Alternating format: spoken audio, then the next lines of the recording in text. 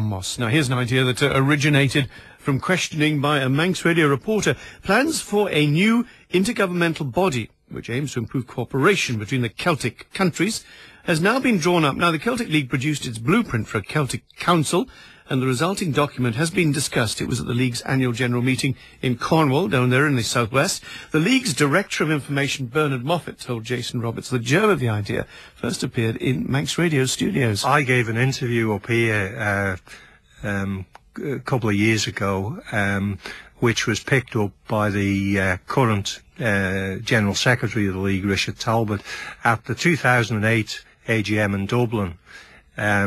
He focused in on this, and basically what I'd said was that there needs to be a reappraisal of what the Celtic League is about and what we're trying to aim for as regards cooperation between the Celtic countries, because in the early 60s, when the League was set up, virtually there were no substantial nationalist forums in existence, and certainly no major inter-Celtic forums in existence.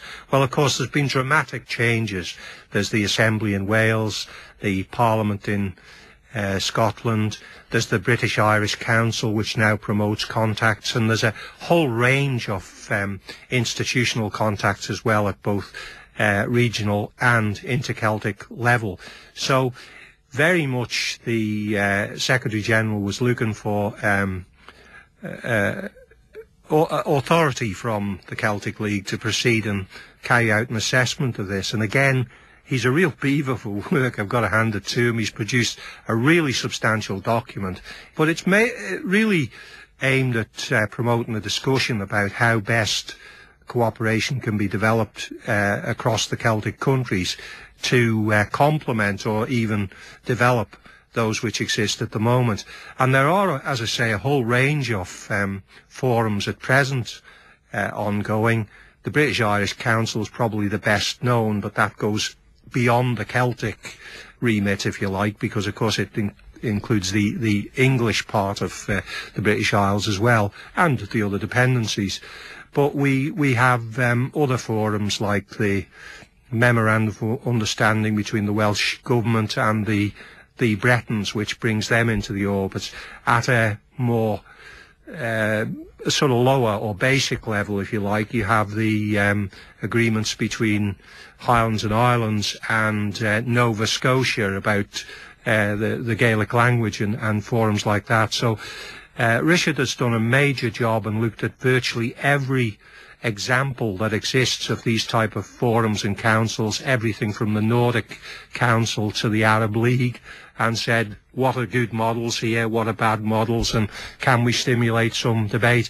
And what I would imagine that the AGM has determined, because I hadn't had feedback yet, but this will be the form that it will take, they'll probably approve the document in its current form or in modified form, and then we'll try to promote it through the various parliaments and assemblies through the Celtic countries to get some political support for it. And I would hope that they'll approach politicians in the Isle of Man here as well to see what they think, and see whether, you know, they think it's a useful research tool, which is what it is about the way forward for cooperation. Bernard Moffatt, and of course, let's be positive, when the Celtic Council is formed, we'll bring you further news of that.